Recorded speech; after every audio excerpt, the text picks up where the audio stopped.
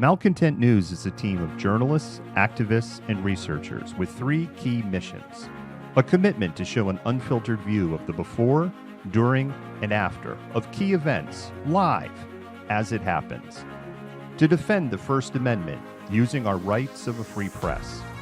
And to amplify the voices of underrepresented individuals including Black, Indigenous, persons of color, and the LGBTQIA+ community.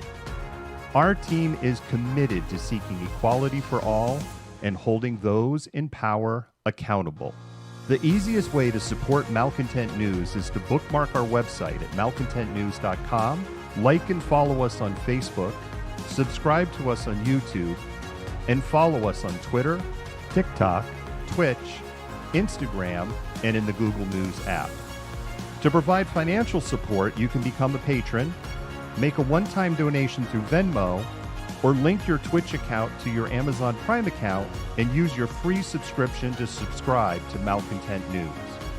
Thank you for supporting independent journalism and for being a malcontent.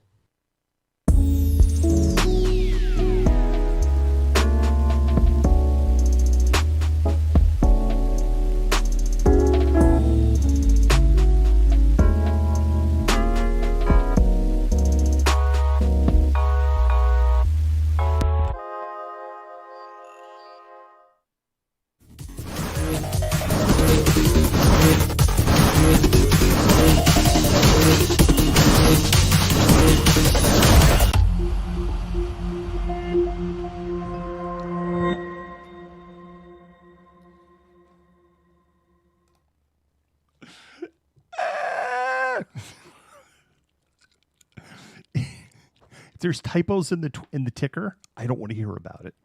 Was literally working on it when we were ramping up to the show. Good evening, malcontents. My name is David. I am the Malcontent. Today is September 30th, 2021, a Thursday. There's only 3 months left in 2021. Amazing. I really want to keep this short. I've got real work to do after this. I've done real work for 2 clients today, plus the COVID update. And so things are crazy. And why is the volume so low on this? I'm just going to leave it go. Turn up your volume. I don't know what else to tell you. Let me go ahead and now I'm going to be looking for typos. Dora, thank you for sharing, and I'm glad that you're here. And of course, Renee is here, and Courtney is here, and Catherine is here, and Rashi is here. Yeah, we're not on Twitter because Restream's having some kind of Twitter malfunction. I see we're on 3 of 3, and there's nothing I can do about it, and we're just going to roll.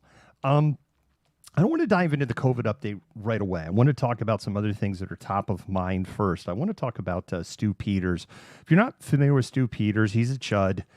He has a show, Stu Peters TV. He peddles in a lot of misinformation.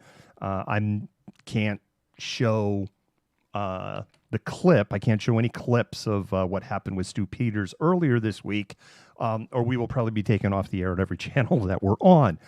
Because he is a peddler of misinformation. Stu Peters had a nurse on his show earlier this week, and it created quite a stir.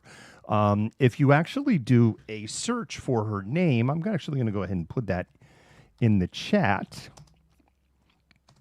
Corrine Lund is her name. Corrine Lund was on his show and claimed to be essentially like a full supervisor, that there were times, in her exact words, I run the hospital, and that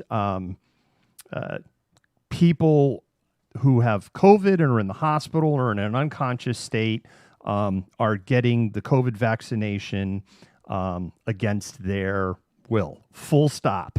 It's total bullshit. I'm just telling you what she's saying on the air. How do you know it? Do your research. You can't give the person a vaccine when they have active COVID because bad things happen if you do that. This is why there are all these tragic stories of people going, well, I realize I'm sick and I realize I totally can't breathe right now, but I can get the vaccine now, right? And they're like, no, it doesn't work that way.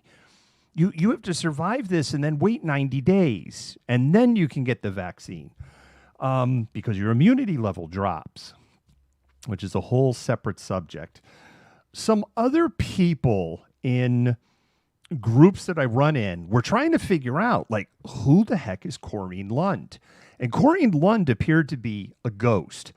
Now, I am in no way going to claim that I am anywhere like on the same as people, if you follow on TikTok, that Dinesh guy or Tizzy or Aunt Karen. You don't even have to be on TikTok. If you probably know that Dinesh guy through us. You probably know Aunt Karen because she's made national news multiple times and the stuff she's done.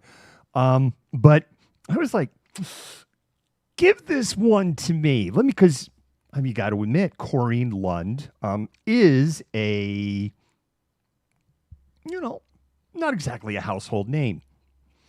I found things. We have a TikTok about it. If you go to our TikTok channel, you can go see on the TikTok. I do plan to do a deeper video. I have no time. I need a clone. Someone clone me. Where's the cloner? Colleen Lund is or was a nurse. Found her through a YouTube channel. And things were a little vague because there's only like maybe 6 really short videos on there. But couple of things. The picture of her YouTube channel is a picture of herself.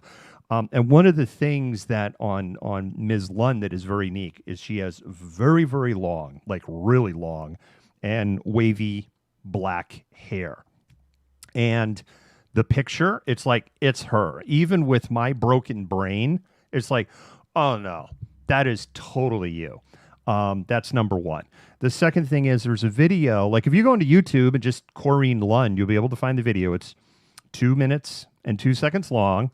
And she's in the video. Her husband's shooting the video. She is in the video. I will not share that video directly because their license plate is very, very clear, like really clear in the video. And there are people, unfortunately, who I would say I don't consider allies that are like, oh, opportunity to really make this person's life a living hell. So, no, I'm not going to share the video. And I didn't share it on TikTok. I only shared a screenshot. But I shared it to kind of go like, no, this is her. The other thing is you can see that they live in an A-frame home. I know their address. I'm not going to share it. It is Washington State. They live in an A-frame home. And in the interview that she's doing on Stu Peters, it appears to be in an A-frame house because she's doing the bad camera thing. So here's the bottom line. There is no frickin' way that she is like full-on supervisor. I could potentially be the person running the hospital at times. First of all, I don't believe a nurse would... I guess, technically you can go to the charge nurse for things in a larger hospital. But here's the reason why. Public information is amazing. And she was a nurse with the University of Washington. Medical professional at the University of Washington are state employees. State employee salary is all public information. So I was able to find out where she worked. She worked for University, and this I'll share because anybody can do a 5-second Google search to find this. She worked at the University of Washington Medicine from 2012 to 2016 as a nurse. She was a nurse 2. She was a nurse 3. Nurse 2 is pretty entry level, looking at the pay scale. And nurse 3 is a kind of a step up from entry level. As a nurse 2, again, this is public information, the 10-second Google search. Salary was listed at, and that would be base salary. That's not going to include overtime, yada, yada, yada. Anyway, base salary was listed around $51,000 a year. And then the peak that it came to was about $70,000. University of Washington doesn't exactly have a reputation for paying their medical staff very well in the first place, but these are not the job levels of a somebody who would be essentially in an administrative role. But here's the other thing.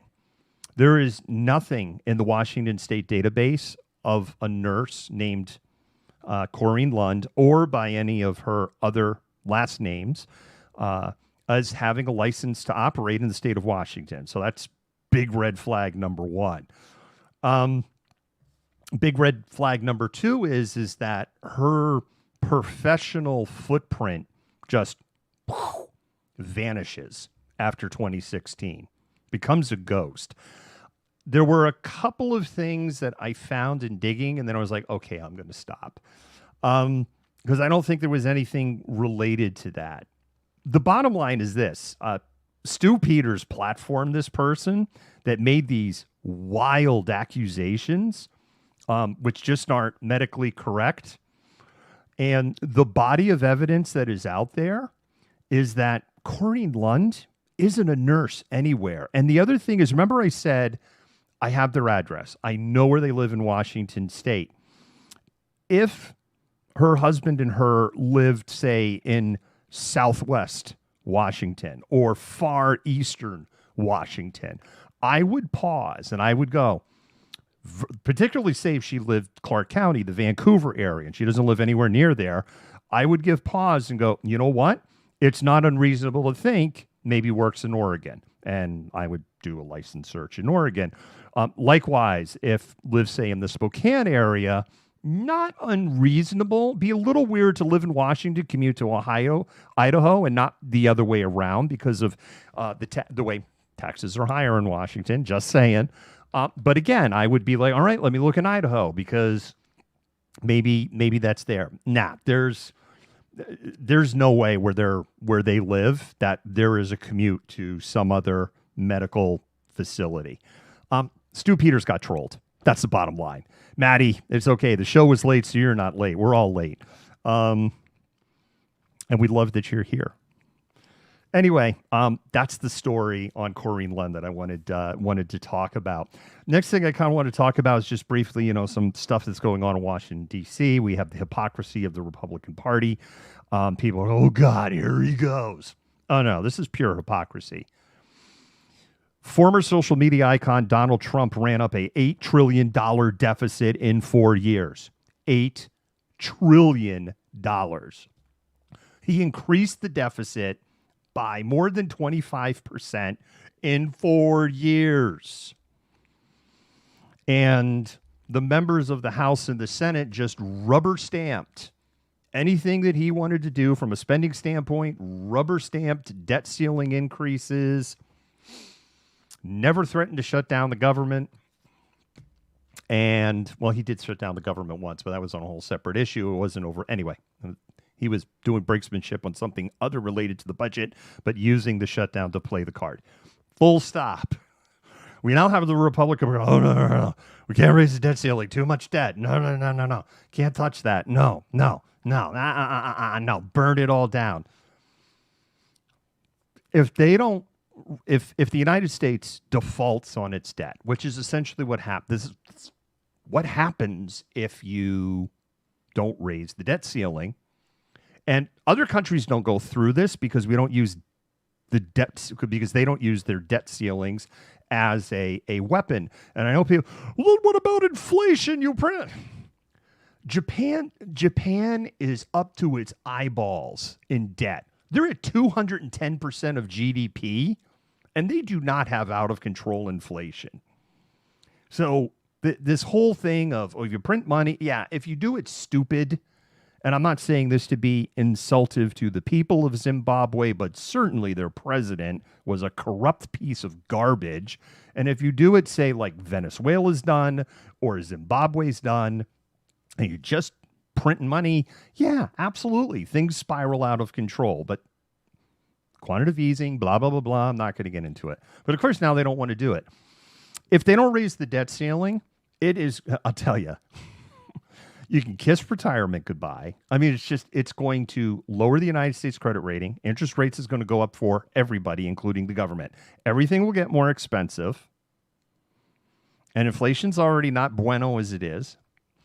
And it's going to absolutely decimate the stock market. And it's just any shred of retirement that people have, in whether that's a Roth IRA or 401k or small little thing.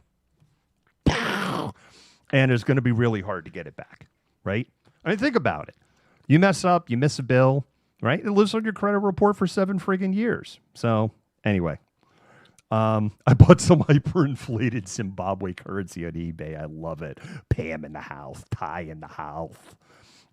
Yeah, they absolutely do it all the time. And I was pretty furious with the Democrats when they were like, okay, we're just going to play ball with you. We'll just ride along so that when one day when we're in charge, you're going to play along nice with us too. Oh, yeah, we're going to play nice. Of course you are. I'm like, you freaking idiots. Like, really?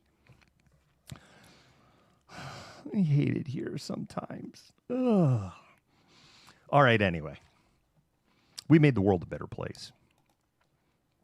I'm pretty like today about this. If you read the website back on the 24th, we ran a story going that the quality of data and the amount of data coming from the Washington State Department of Health on the COVID situation, so that you can effectively analyze what was going on in the state, was getting worse and worse and worse and thinner and thinner and thinner. And it reached a tipping point when the state was, we're not going to provide positivity data on COVID tests until the end of October because we're so backlogged on processing the number of tests that we have. And then the next thing that was happening is that hospitalization data just was like, yeah, we don't have the full picture in the hospitalization data. And the numbers were like, you'd see the numbers, you'd go in the next day on the dashboard, and the number for the previous day, it wasn't just a wiggle. I mean, it was really different. You know, we would see like, oh, there were 290 people on ventilators. Then you go the next day and you look at the data for the same day, and it's like, well, there were 230. I'm like, well, where did 60 people go? That's a lot. And part of what I wrote was, you have a small but very vocal minority that is just going to grab onto any little mistake. Oh, ask me how I know that. That friggin' Krem story with the 290 and just, oh my God. Which is why, like, we now try not to report stuff from Krem, and that's why I've actually put things like, it's coming from someone else. Get over it. But anyway, I digress. The state today added a bunch of data back into the dashboards. And a lot of what was added was a lot of information that we had specifically called out in a bulleted list going, we don't have this, we don't have this, we don't have this, and we don't have this. We got all that data back. Almost all. I shouldn't say we got it all back, but we got almost all of that data back today. Was it in the pipeline? I don't know. Did somebody, because, right, we talked with the Department of Health, and they know we've been asking for things and asking for things and asking questions of where things are at. Did it motivate a change? Maybe, because the pen is mightier than the sword.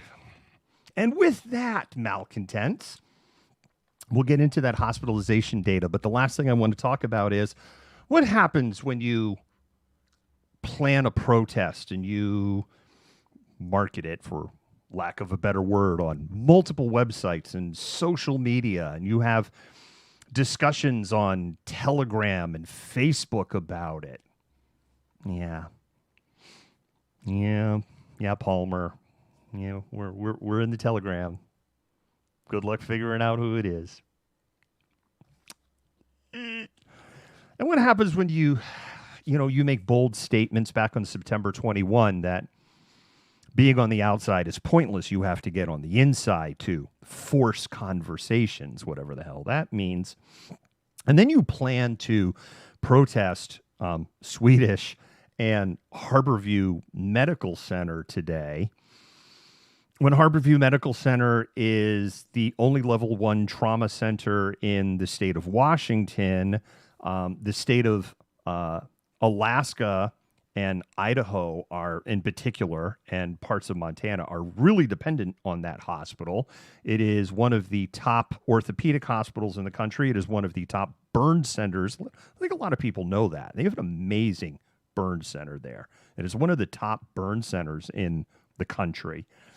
And in the big scheme of things, when you look at like total number of COVID patients in Harborview compared to the entire patient population, the number has always been relatively low because Harborview is the hospital that takes care of everything else. But hey, let's go have a protest and make all the workers in there feel really, really bad about all the work that they're doing to keep your stupid asses alive.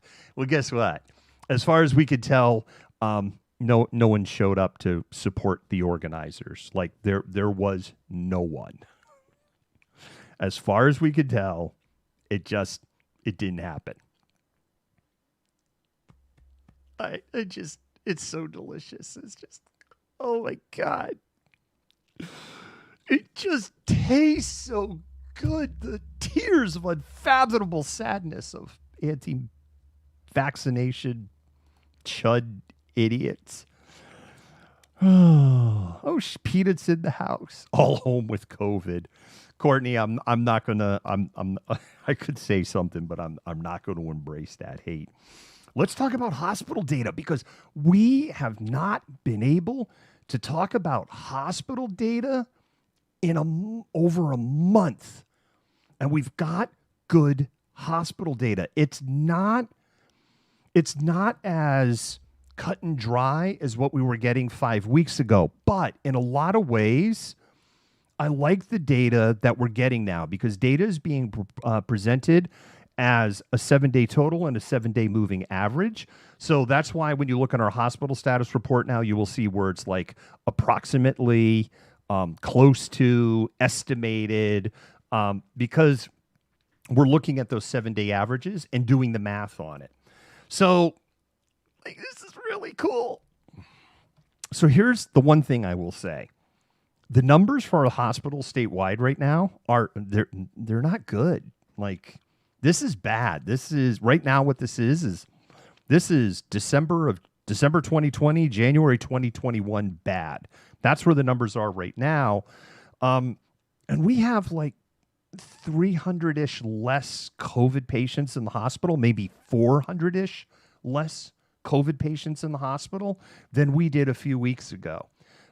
The hospital system in Washington State truly was on the brink in the middle of September, early September, middle of September.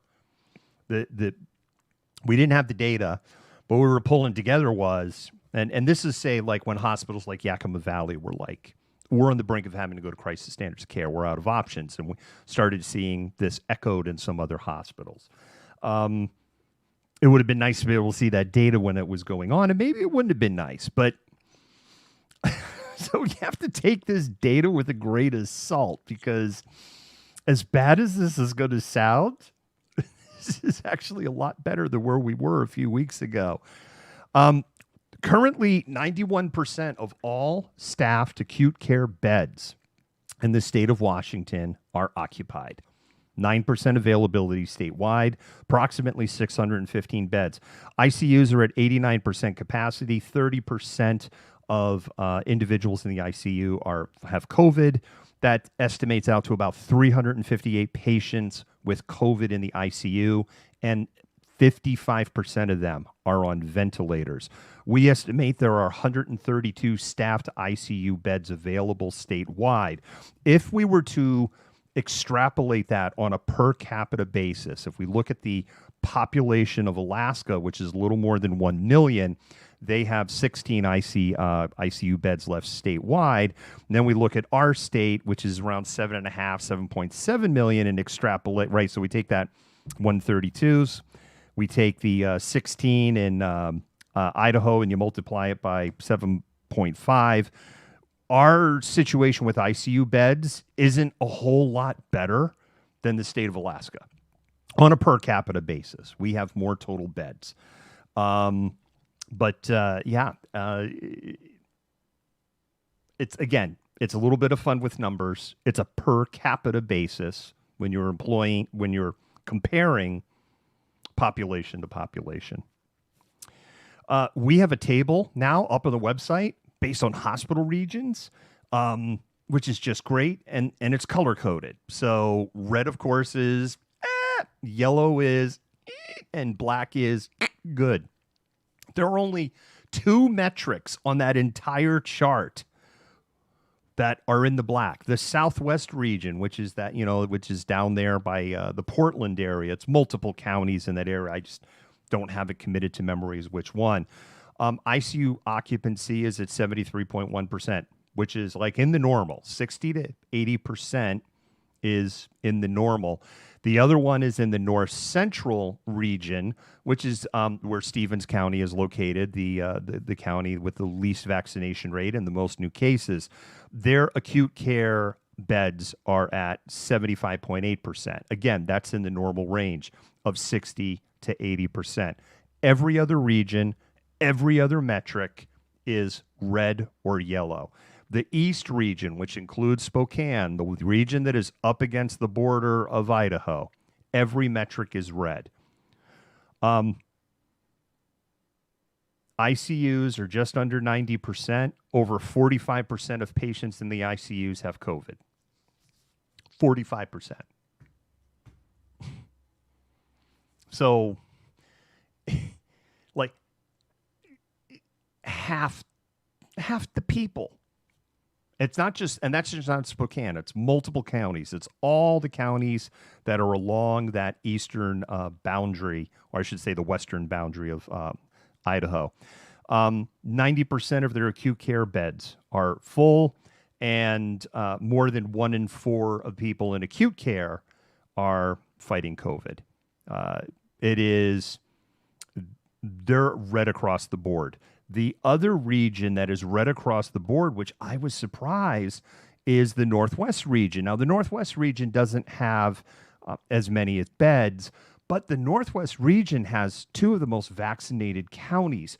So it'd be very interesting. It's something we don't have access to, is to see the number of transfer patients that are going into that region. Their ICU occupancy is at 92.5%, and almost 2 out of 5 patients, 39% of patients in the ICU, have COVID. Their acute care beds are at 95.4% occupancy, and a quarter of those patients are fighting COVID. Those are the 2 counties that are red across the board. I know what people are probably thinking right now. What about King County? ICU occupancy is at 91.6%, which is really stressed. Of those, 23% of the patients in the ICU are fighting COVID. That's a yellow metric. If you're over 30, if you get to 30% or above, you become red. If you are under 10%, it becomes that's normal in the new order. King County, 94.5% of all acute care beds are occupied right now. There are very few acute care beds left. A big reason for that is we got a lot of transfer patients coming from other parts of the state because we have the most hospital beds in the state. And so we are helping prop up a number of other counties statewide, as well as some transfer patients from out of state. However, acute care COVID patients are 14.7%. That is in the yellow. You want to be under 10%.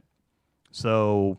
and I believe that is the second low. Yes, it is the second lowest in the state. The North has the lowest. Anyway, we have hospital rundown again. So, yeah, I saw that too. Sidewalk Connoisseur. That is in, gosh darn, it's in Missouri. It's like the what's like the little Nashville, Branson. It's in the hospital in Branson, Missouri, has had to give all of their employees, patient-facing employees, panic buttons with GPSs on them, so that when they get assaulted, because it's happening so often, security knows where they are. God, you're a dumpster fire, America. You really are.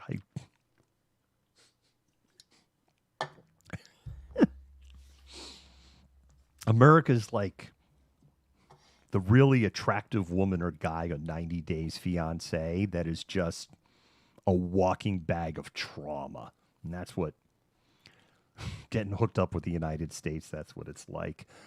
I want to talk about North Shore School District a little bit because I know sometimes I see comments like, oh my God, look at the numbers at North Shore School District. North Shore School District is doing universal testing. Yes, you can opt out of it, but they're universal testing. They have very, very high acceptance of that. They're doing it on a weekly basis. So they're casting a wide net to capture potential COVID cases within that school system. That's number one. That's an important thing to really understand. The other thing is they are super transparent. They are updating their data every day by 9 in the morning. Cases between students, cases with staff, and quarantine staff and students. So this creates this, right? It looks bad on paper. And the reality is they have a lot of COVID cases. But I do wonder, like, how many of those are asymptomatic that they're catching in this universal testing versus how many are symptomatic? And I think it's a very valid question. Bellevue School District has really low numbers. And I know there's a lot of, really? I think there's, and I've had some people suggest, yeah, I think they're cooking their numbers. I don't think they are. And I'm going to tell you, give the nurse tasers. Courtney, the problem is with certain things you can't use a taser. Bad things in a hospital with a taser would be really Nisqually Tribe evacuates COVID-19 quarantine site after online post caused safety concerns. I hate it here. Rex, by the way, I don't know, Rex, if you got on early. Stick around to the end, Rex, because we updated the thank you scroller. So that's been really out of date. There's a ton of people got their names added tonight. So if you've been, why isn't he done my name? We fixed that tonight.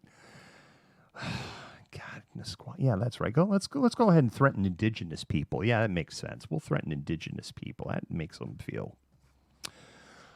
The reason I think the numbers in Bellevue School District are so low is the counties there are 90+%, not the counties, the zip codes within that school district are 90% plus vaccinated.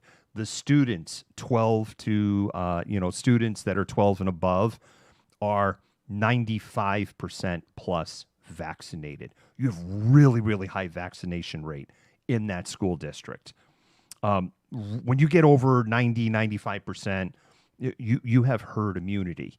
And so within the bubble of those school buildings, you have a very vaccinated population, as vaccinated basically as you can get it. And they're wearing masks. And I honestly think that's why their numbers are so low.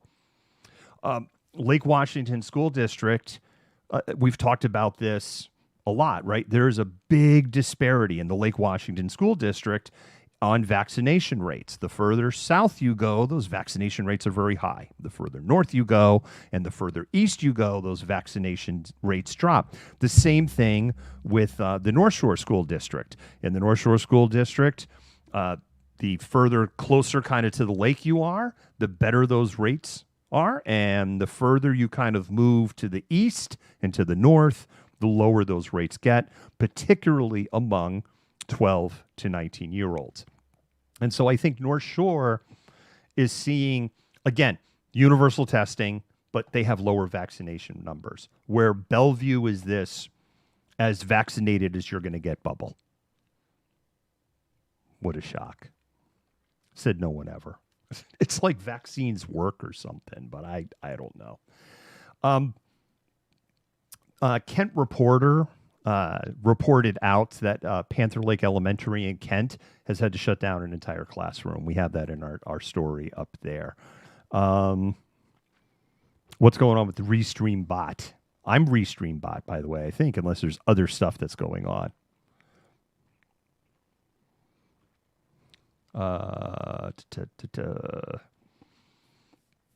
National stuff.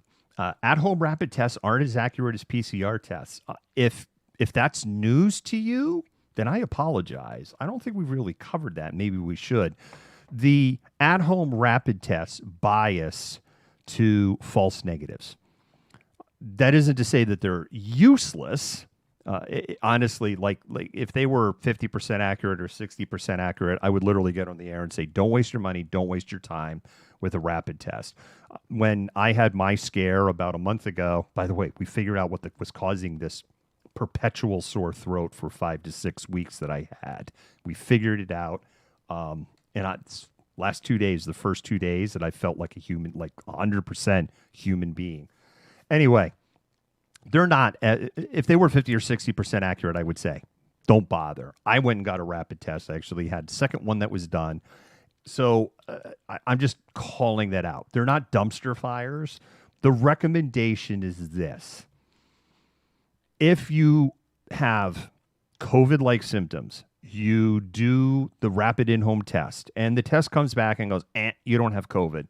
They're recommending that you follow up with the PCR test, particularly if you're feeling really crappy. This is why this is really important. If you're going to get monoclonal antibodies, good luck finding that treatment in the state of Washington. Thank you, Florida and Texas. And anyway, it's a whole separate freaking topic. But if you were to get monoclonal antibody treatment, if you've been symptomatically sick for more than 7 to 10 days, you're not eligible. And this is something that people get really upset with, particularly people who are in the anti-vaccination block. They end up in an emergency room. They've waited until they're really sick, and they're like, I want monoclonal antibodies. And we're like, no. And the reason you can't have them is the monoclonal antibodies supercharge your immune system. What they do is it's like sending in the special forces. Your immune system is going, I don't know what this is. I don't know what this is. I'm trying to combat this thing. I'm using everything in my arsenal, turning up the body temperature, making you feel like crap, and it's not working. And so you get the monoclonal antibodies, and you're like, it's okay. Send in the clones. And we're not like the clones in the Star Wars movie that can't aim. Our aim's really good. We're like clone Jedis. And then, the first 7 to 10 days of having COVID, you want your immune system doing that. If you're sick, particularly if you're getting worse, and you're sick 7, 8, 9, 10 days, they want to dial your immune system back because they don't want you to get into a cytonic storm, which is basically when your body goes crazy and it's just... Your immune system's like, sir, we don't know what to do. We can't find the enemy. We think the enemy's within. What do we do? Kill everything. Everything? What about the health? What part of kill everything did you not understand? What are your orders? Extermination? Carry out those orders. And your immune system destroys you. So if you get those monoclonal antibodies after that 7-10 day window, it could just push you into this situation. So if you get a rapid test, and it's really important right now because there is a bug going around, and I know multiple people who've had it, including me too, and it really mirrors the symptoms of COVID minus you still have a sense of smell and you still have your sense of taste. You get a little congested and that can hurt your sense of smell, but I never lost my sense of taste. Food didn't taste like ass to me. But I had everything else. I was, lightheaded, super achy. Although what I've heard is like the headache with COVID is like you just want to curl up in the fetal position. It wasn't that bad. I had a cough. I had a fever. I had literally some of the worst chills in my life. And that's why I was like, but no. And again, I know other people have had it. And it kind of hits you really hard for a few days and then it lingers. So it's very COVID-ish. Which is why it's really just maybe it's that thing. Don't get the test. I beat that into the ground. The CIDRAP report, Center for Infectious Disease Research and Policy report. It's a weekly report that comes out. It's called CIDRAP. You could almost think about what we're doing on Malcontent News is like a daily, really big CIDRAP report. rural Americans are twice as likely to die from COVID infections compared to their urban peers, according to Kaiser Health and data from the Rural Policy Research Institute and the University of Iowa, which probably shouldn't come as a surprise to anyone. And the reason I say that is multifaceted. Rural Americas tend to have lower income. Because they have lower income, they have less access to resources. They live in medical deserts. They live in food deserts. They tend to not have health insurance. They tend to ignore things that are going on in their life. People in rural America statistically have more comorbidities. There's more obesity. There's more lung issues. There is a lot of reasons that goes beyond lower vaccination rates, which just throws gasoline on the fire. And then misinformation throws kerosene on top of the gasoline on top of the burning fire. But the rate is double. 1 out of 434 rural Americans have died due to COVID since this pandemic, since the first death was recorded here in Kirkland back on February 29. That is in comparison to 513 in what's called urban America.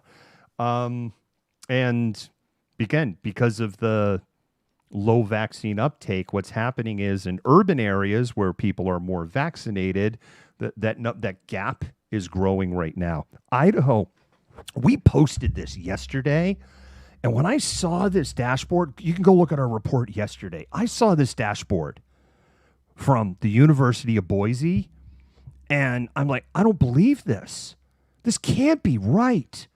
And I did digging. It actually slowed me down in getting the story out last night because I was like, this data can't be true. This can't be from the University of Boise. I'm getting rickrolled here. And if this is true, then I really want to verify it, because the mortality rate for people with COVID in Idaho right now is over 9%. If you live in Idaho and you get COVID, you have a 9% chance of going yeet, of unaliving. 9+%. And it's getting worse.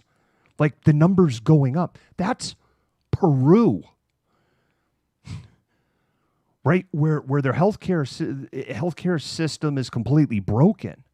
Oh, wait a minute. Idaho's healthcare system is completely broken, and they have put their faith into the hands of people that call the COVID vaccination needle rape, and are against masks and are against vaccination, and they're eating a lot of apple-flavored paste. That's right. Their medical system is broken. Wow. And the mortality rate, 9% and growing.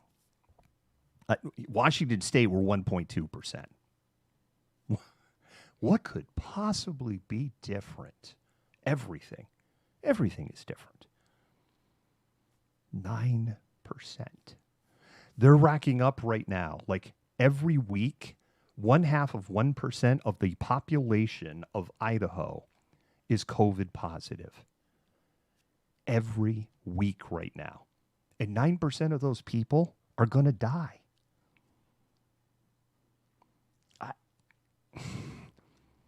This is why I flippin' like this is why I've been writing. It's like in the Hunger Games continue. All right, I beat that dead horse into the ground. Health and Human Services releases guidance on employer verification of vaccination status in HIPAA. It is not a violation of HIPAA for your employer to say we need to know what your vaccination status is. End of discussion. You can go read the story. There's links up there. Multiple lawyers, experts have tried to explain this over and over again. Done.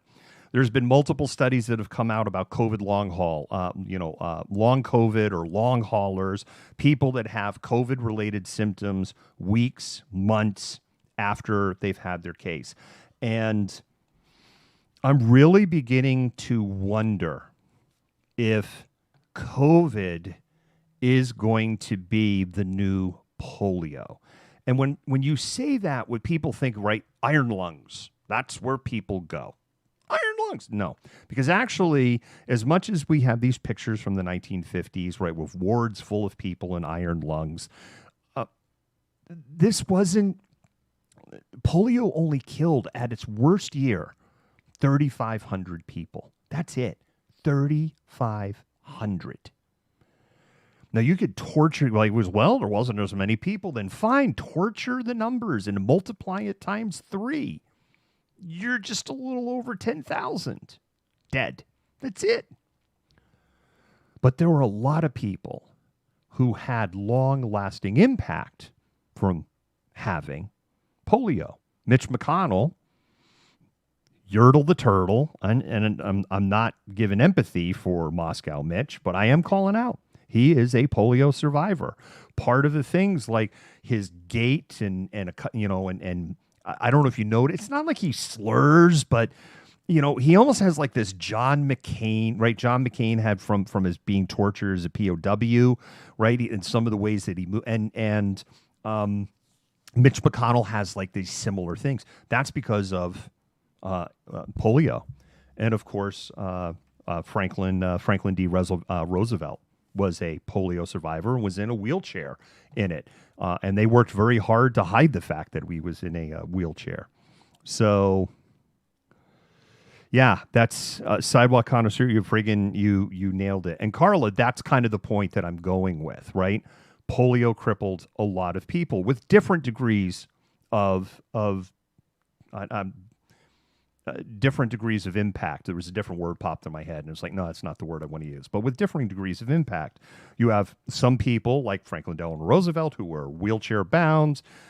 He could kind of fake standing for a photo op, but that's all he had in him. You have other people like Mitch McConnell who who are impacted, but Mitch can't run a marathon, and I'm not talking about the fact on his age or his health.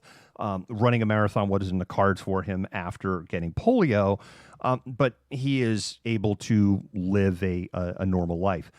The data is coming out in 3 different studies now, is that anywhere from 33 to 45% of people who have had COVID are experiencing some COVID-like symptoms 6 to 12 months later.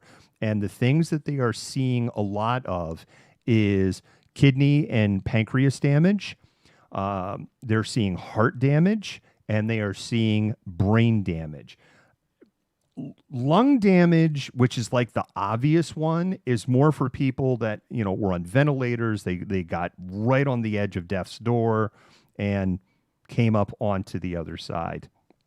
So, Jimmy, I'm seeing your question about streaming protests again. We had announced back in late May that we're not going to be streaming small-scale protests. We felt we were in a place that we were doing more harm than good. We felt that the protests that we were covering they lacked cohesion. They lacked a message. We ended up walking away. Our audience ended up walking away. Half the people in the protest ended up walking away going, what was the point of this? What was all about? What were we trying to prove in the first place? And so we made a conscious decision in late May, and we announced it multiple times that we're not going to do that. Now, large scale marches and protests, absolutely. But right now, I mean, just me personally, I don't have the bandwidth. I don't have the bandwidth to do it right now. Of course, Joy, they will continue to blame but you know what, Joy?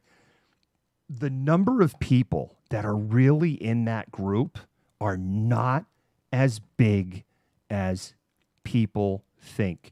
There is a very organized effort with support to make this movement look a lot bigger than it is. And we know it's not big because we're seeing the vaccination data now coming out at businesses, hospitals, colleges, even at state level now. And it doesn't line up. It just doesn't line up. New York State, 92%. Over 600,000 healthcare workers. And over 92% already vaccinated. Another 2.4% are like, we're going to do it. Oh, you're not. We were hoping you were bluffing. You're not bluffing. Okay, I'm going to go do it. About a 0.5% got exemptions. And there will be another small group that are like, oh, wow, I'm really going to lose my job. And they're going to tip over. We have a thing up there in California, multiple hospital systems across the state, big ones, Sutter, Kaiser Permanente, these organizations that represent tens of thousands and thousands and thousands of healthcare workers, and they are seeing vaccination rates from as low as 90% to as high as 98 plus percent. This is not a big movement. They just talk a big game. If this was a big movement, there'd have been people storming Harborview Medical Center today. No one showed up. Bob Dole. What does Bob Dole think? Hi, my name's Bob Dole. I want to talk to you about erectile dysfunction. Did you get COVID and now your pecker won't go up? Well, there's a little blue pill that's probably not going to help you with that because you full of blood clots and that puppy is all messed up. What does Bob Dole think? Bob Dole thinks you should have got vaccinated. That's what Bob Dole thinks. Why did Bob Dole talk in the third person? We're going to see what happens with long COVID there. So,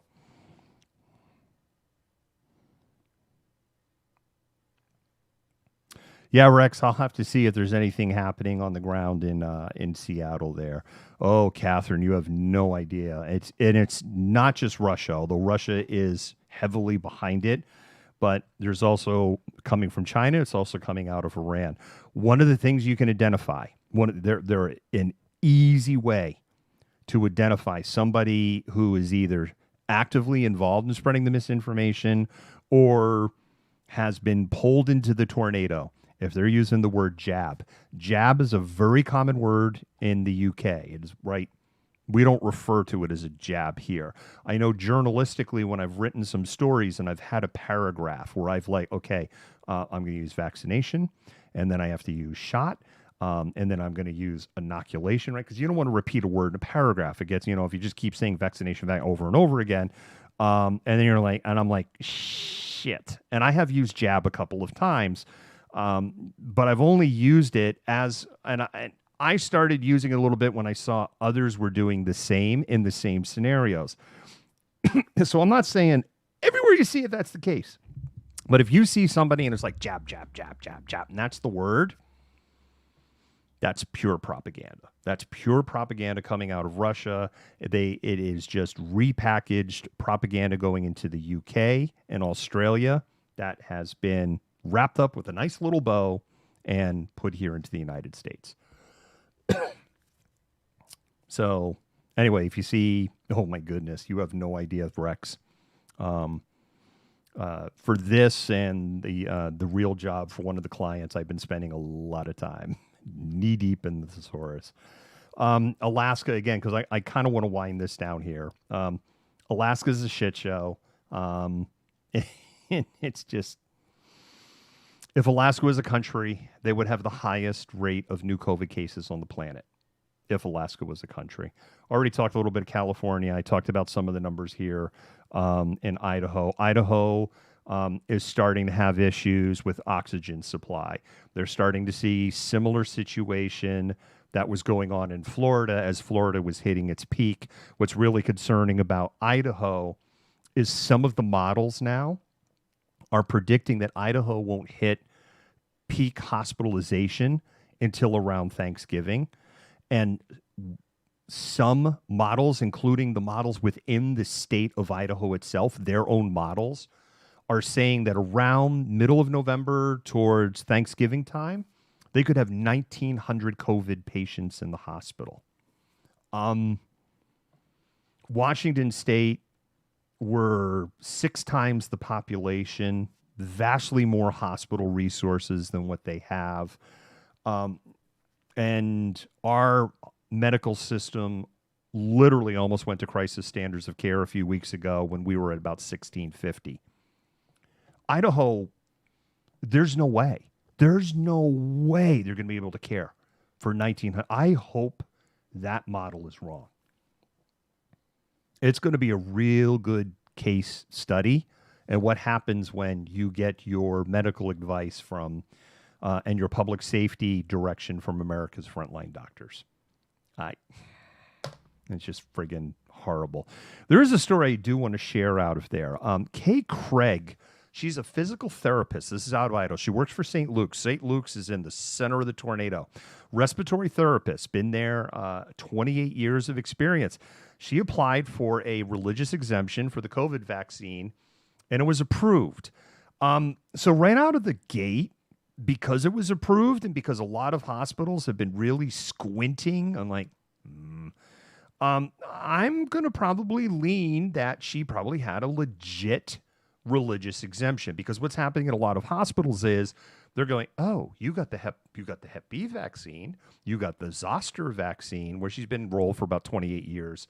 I would presume she's probably needs the shingles zoster. You've got the chickenpox vaccine. These vaccines are typically required in all hospital employees.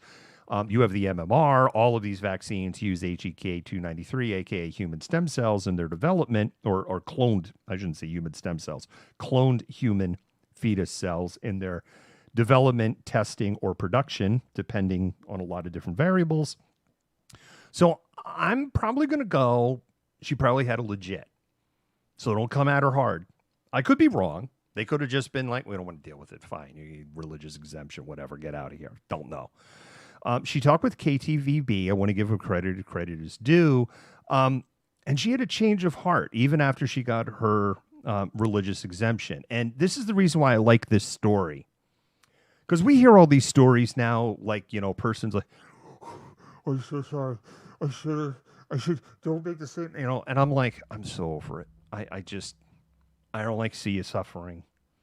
I don't. This is such a hard friggin' lesson. Like, this is the ultimate lesson, but I'm so over it at this point, because we've had 6 months of people going, and you didn't listen, and now you're doing the same thing, and it's like, I'm so over it. But this is a different story. That's why I want to highlight this one. She had to travel out of state to have a surgery. This goes back into about how Idaho's medical system doesn't say what's said, doesn't say what the state, doesn't say what surgery. And when she was out for a month, and then she came back into the storm that's going on in Idaho. And I want to read this quote. I didn't believe them when they said, they're bastards. I didn't believe them when they said it was 98% or 96% unvaccinated. And through my own research, it truly is, she said. I looked in the ICU today, and it's 27-year-olds, it's 33-year-olds, it's 60-year-olds. And I had another good friend, and her brother-in-law died at 40. And so she decided to get the Johnson & Johnson vaccine, one shot, to just expedite it and get her coverage. And what she had to say was, and this goes back to my point about the anti-vax population is not as big as you think. And, hold on to this bit of good news. I have peace now. I cut this quote down because she gave a much more lengthy quote. I have peace now. It's funny. There are some, like my parents. They never said anything to me, but now that I am vaccinated, they're like, phew, because you worry about your kids, which indicates to me that her parents were probably vaccinated in a state that has a low vaccination rate. So, yeah, there's people out there that when they do real primary research and don't get into this misinformation tornado, they're seeing it for what it is. And I, don't come at her. Like, seriously, it's real easy at this point to come at people like this, but don't come at her. I take the W. Take the W. I'm asking you, take the W. I know. I don't believe them. They're bastards. There's a woman suing a hospital in Indiana demanding that her mother get ivermectin, even though there is no proof that ivermectin works, and that there is a couple of studies now that indicate it is contraindicated for critical care patients. You remember the person in Ohio, right, They gave him ivermectin. Then the courts were like, nope, we're backing it up. And then their lawyers and the wife was, well, he's gotten a little better. And so we won, yay. And he was still on a ventilator. If you remember all that, right? That's like 3 weeks have gone by. And I looked today and there's nothing. There's no news. You would think if he's walked out of the hospital that, ivermectin works, and he would be the poster child for this. And on the flip side, if he has died, you would think that at this point something would have leaked out. So I don't know. It's like, is he dead? Is he alive? Is he still in the hospital? I don't know. I'm just bringing it up if you haven't seen it. Michigan. Michigan has started the Hunger Games. They're joining Idaho in the Hunger Games. So the Republican legislature put language in the 2022 state budget and forced Governor Whitmer to essentially sign it because it was a veto-proof majority, rescinding funding to any county or school system that independently declares a public health emergency. So guess what's happened tonight in Michigan? Multiple counties and multiple school districts have said, all right, public health emergency is over. So students who are vaccinated but COVID positive don't have to quarantine. They can just go to school. Faculty also. No masks. This is going to work out so well, Michigan. Going to work out so amazingly well. And, don't blame the gov. Well, because the stories are already spinning it as, well, the budget signed by, but Governor Whitmer didn't create it. The legislature put it on her desk. So anyway, you got that. Montana's had a pretty novel approach to their COVID shit show that's going on there, and I don't want to dive into too much. Their solution to their COVID shit show is we're just not going to share any data.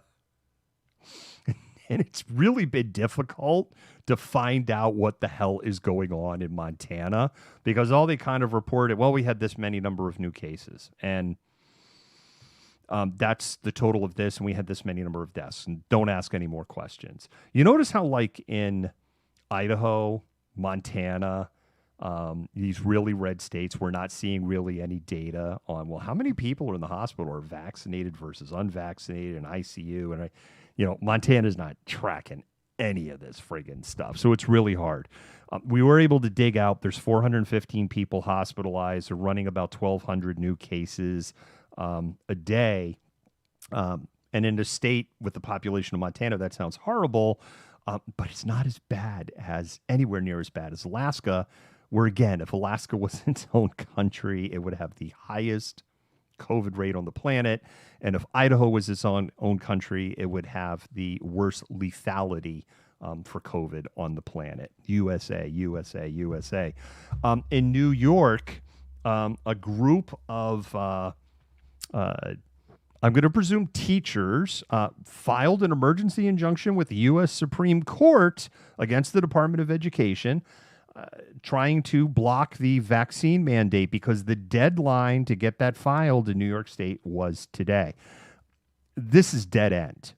Absolutely is dead end. Unless there is a technicality in the way that New York wrote their mandate, that there's some legal technicality where the Supreme Court would make a decision essentially going, Jacobson versus Massachusetts would say, suck it up, buttercups, you need to get vaccinated because this has been litigated to death for over a century on municipality, county, and states' powers to say you have to get vaccinated or make other public health decisions for the common good of the public. The federal government can't do it, but at the states, because 10th Amendment enumerates those rights back to the states. Unless there's something that they just wrote wrong, the Supreme Court's just going to go. Jacobson v. Massachusetts. Next. No, wait a minute. You didn't next. But yet, get the shot. Next. That's what they're going to do. How do we know that? Because there's already been other cases that have gone to the Supreme Court in the last 2 months, and That is what's happened with every single filing. Next. They're not going to touch Jacobson v. Massachusetts. It's a dead end. Like, good luck with that. Oregon. Oregon still you don't hear like things in Oregon because Oregon isn't this disaster of people people dying in the waiting areas and refrigerated trucks. This is all kind of slowed down at this point, but the numbers of Oregon are still really terrible. They have less ICU beds statewide than we do. They did release some information on breakthrough cases. Of all breakthrough cases in the state of Oregon to date, 4.6% of people were hospitalized, less than 1% died. This is the same thing we're saying across the United States. And if you didn't see the rundown we did in Israel, Israel is seeing even better numbers on that. The average age of a vaccinated person who died in the state of Oregon, 80 and a half, which mirrors Washington State, which was 79 and a half. See, they were 1 year younger. You're lying. Get over yourself. And mirrors data that national level the CDC had, where the average age they found was 80 years old. That's not 79 and a half or 80 and a half. You're a phony. Phony. Phony. I love it here. Medical tents. Yeah, those medical tents in Idaho are going to be real interesting in a couple of months.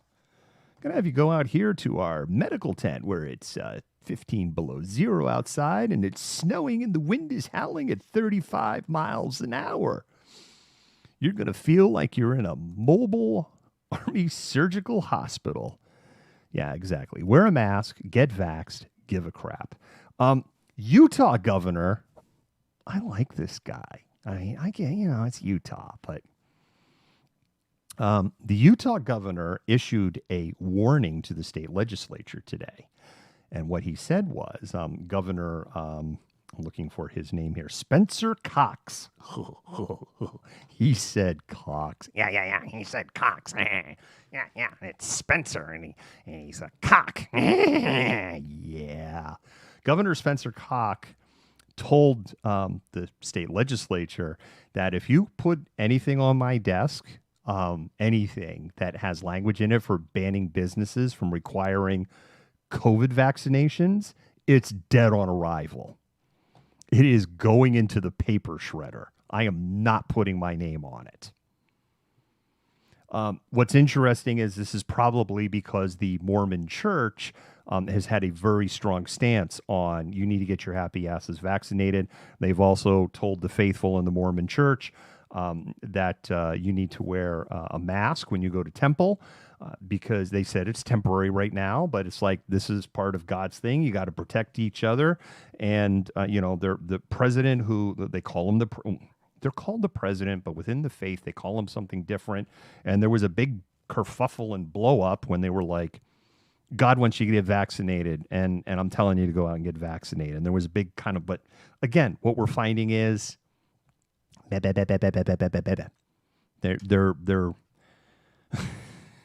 little chihuahuas. They make a lot of noise, and the ears are banging, right? You ever see, the chihuahua when they get that whole pissed off look? And you got to admit, right, when there's a really pissed off chihuahua, right, you're kind of like, I'm no petty. No, I'm not going. No petties. No, I'm not. I'm not going to pet you. Okay, and that's what they are. They're little. Anyway, I like the dude. Do you remember Andre Jacques from Wisconsin?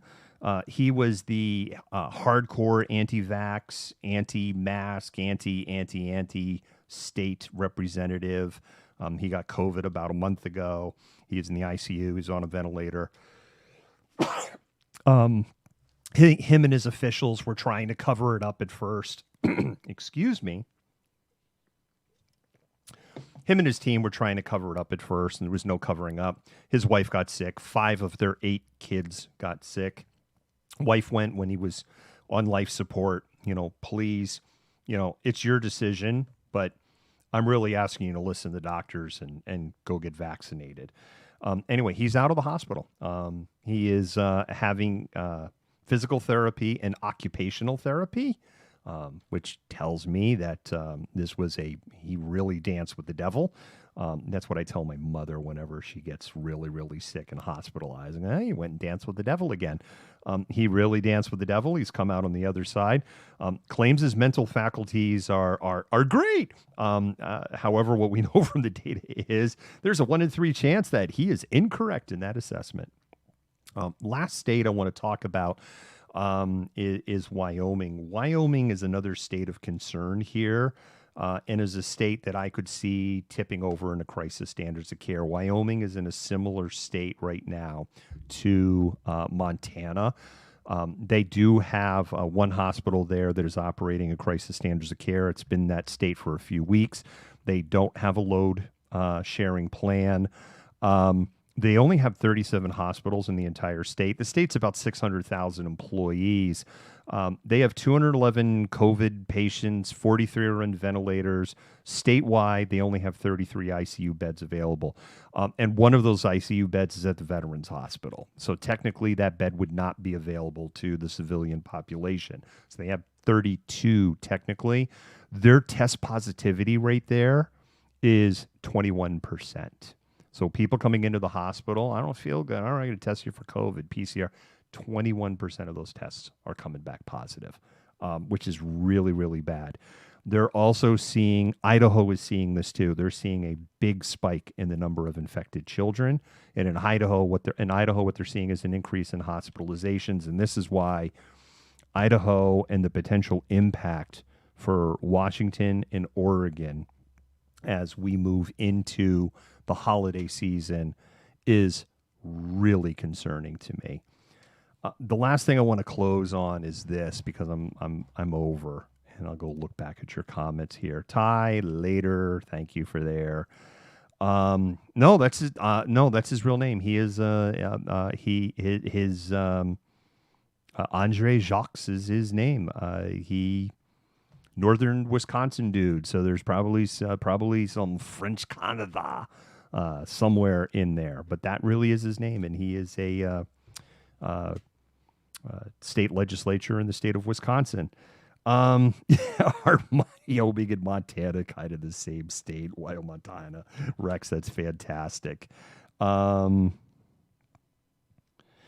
Yeah, Ty, that's what I thought. We had that in the story tonight. I had a feeling we were going to roll over tonight or by Saturday at the latest. So there you go. It's in the comments, 700,000 COVID deaths. Part of what happens is there are a few states that only report their fatality data once a week.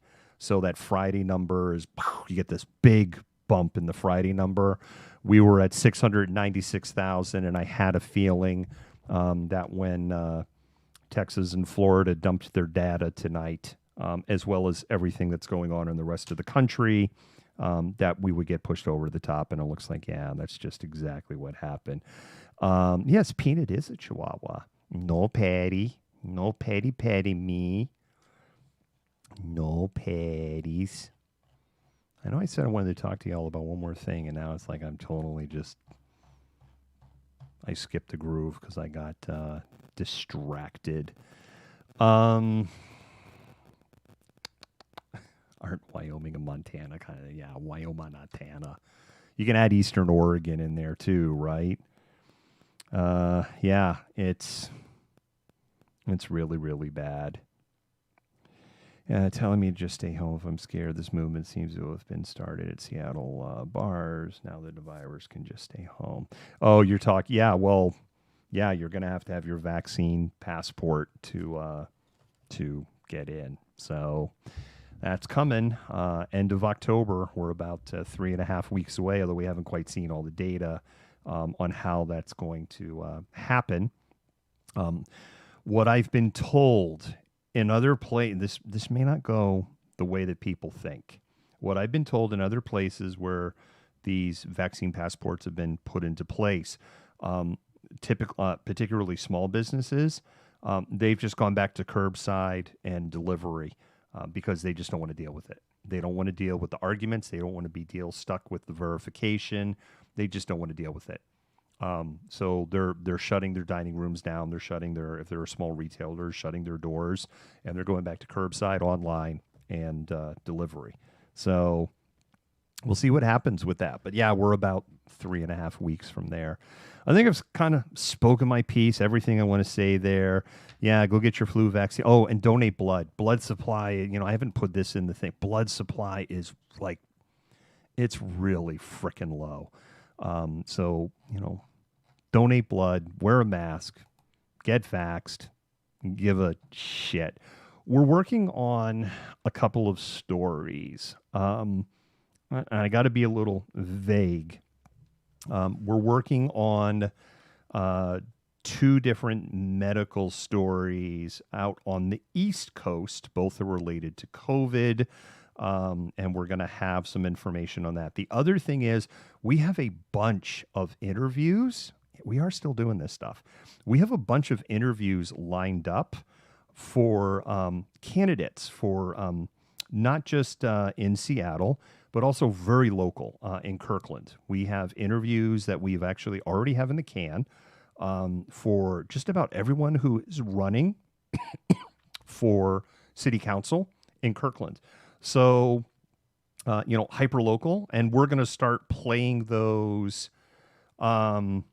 I think we're actually going to start playing the first one on Monday. I think that's the target, is that we're going to be playing the first ones on there. So we have a bunch of those because we want to run these through before ballots show up. But we didn't want to do some of this stuff in August or September because it's just, y'all are going to people forget. Memories are short. That's not derogatory to my audience. I'm just stating the way things are. So, all right, Malcontents, I really appreciate everything, and thank you for your support. Thank you for helping us pay the bills. Best Cafe closed, and I have a feeling that's probably for good. But we could talk all night. But I need to go to Betty Bye because I got a long-ass day tomorrow. And so with that, I'm going to say thank you, everybody, and Malcontent out. Malcontent News is a team of journalists, activists, and researchers with 3 key missions. A commitment to show an unfiltered view of the before, during, and after of key events, live, as it happens. To defend the First Amendment using our rights of a free press. And to amplify the voices of underrepresented individuals, including Black, Indigenous, persons of color, and the LGBTQIA+ community. Our team is committed to seeking equality for all and holding those in power accountable. The easiest way to support Malcontent News is to bookmark our website at malcontentnews.com, like and follow us on Facebook, subscribe to us on YouTube, and follow us on Twitter, TikTok, Twitch, Instagram, and in the Google News app. To provide financial support, you can become a patron, make a one-time donation through Venmo, or link your Twitch account to your Amazon Prime account and use your free subscription to subscribe to Malcontent News. Thank you for supporting independent journalism and for being a malcontent.